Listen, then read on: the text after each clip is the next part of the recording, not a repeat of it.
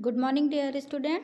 आज हम class 8th की संस्कृत की बुक सुरभि का एकादश पाठ सुभाषितानि पढ़ेंगे और इनका हिंदी अर्थ समझेंगे। इन श्लोकों का हिंदी अर्थ समझेंगे। आइए शुरू करें। परोक्षे कार्यहनांतर प्रत्यक्षे प्रियवादिनम वर्जयेतादृशं मित्रम विषकुंभम पयोमुखम। परोक्षे कार्य हनांतरम अर्थात पीठ के पीछे कार्य बिगाड़ने वाला, प्रत्यक्ष प्रियवादिनम और सामने से मीठा बोलने वाला, वर्जयेतादृशम मित्रम ऐसे मित्र को त्याग देना चाहिए जो विषकुंभम अर्थात जहर कर घड़े के समान, पयोमुखम दूध मुंह वाला घड़ा अर्थात पीठ पीछे कार्य बिगाड़ने वाला, सामने प्रिय बोलने वाला ऐसे मित्र को मुंह पर दूध लगे जहर के घड़े के समान त्याग देना चाहिए। जो मुंह में मीठा बोलते हैं और पीठ पीछे आपकी बुराई करते हैं, ऐसे मित्र को त्याग देना चाहिए। चलिए दूसरा देखिए। अपूर्व कोपी कोशोयम विद्यते तव भारती वैतो वृद्धि मायति क्षमा मायति संजायात अर्थात अपूर्व अनोखा, कोश मतलब खजाना, विद्यते मीन्स है, तब तुम्हारा, भारती मीन्स सरस्वती, हे माँ सरस्वती तुम्हारा यह खजाना अनोखा है।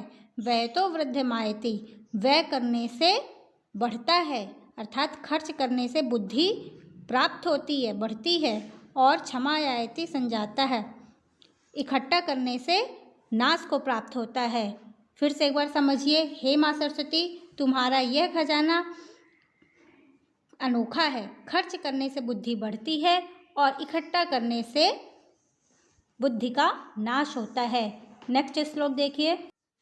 बिना वेद बिना गीता बिना रामायणी कथाम बिना कवि कालिदासम भारतम भारतम नाहि।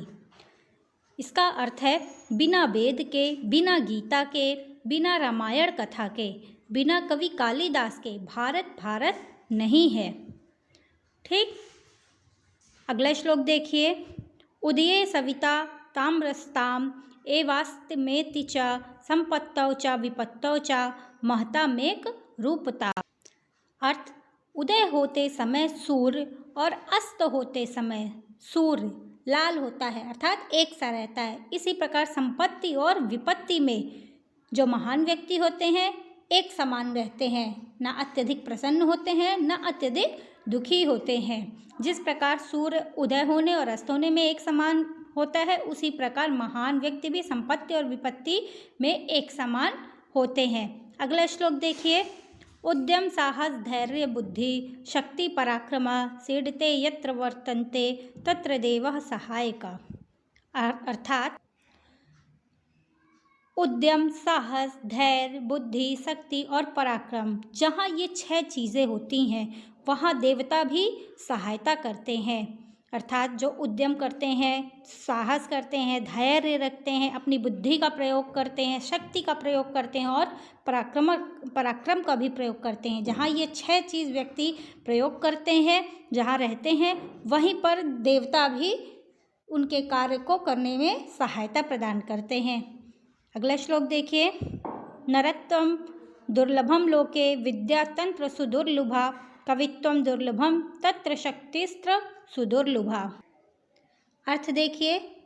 नरत्वम दुर्लभम लोके, नरत्वम मीन्स मानवता, दुर्लभ मीन्स कठिन और सुदुर्लभ मीन्स बहुत कठिनाई से। तो नरत्वम दुर्लभम लोके, संसार में मानवता कठिनता से प्राप्त होती है और विद्या बहुत कठिनता से, बहुत दुर्लभ प्राप्त होती है, बहुत कठिनता से प्राप्त होती है। कवित्वम दुर्लभम तंत्र, और कवित्व विद्या दुर्लभ है। शक्ति शस्त्रस्य सुदुर्लभा, और शक्ति तंत्र जो है, शक्ति तंत्र वह बहुत ही दुर्लभ है अर्थात बहुत ही कठिनाई से प्राप्त होती है। चलिए अगला श्लोक देखते हैं। अयम निजः परो वेति गणना लघु चेतसाम उदार चरिता नाम तु वसुधैव कुटुंबकम। अर्थात यह अपना अथवा पराया, इस प्रकार की गिनती छोटे दिल वालों की है।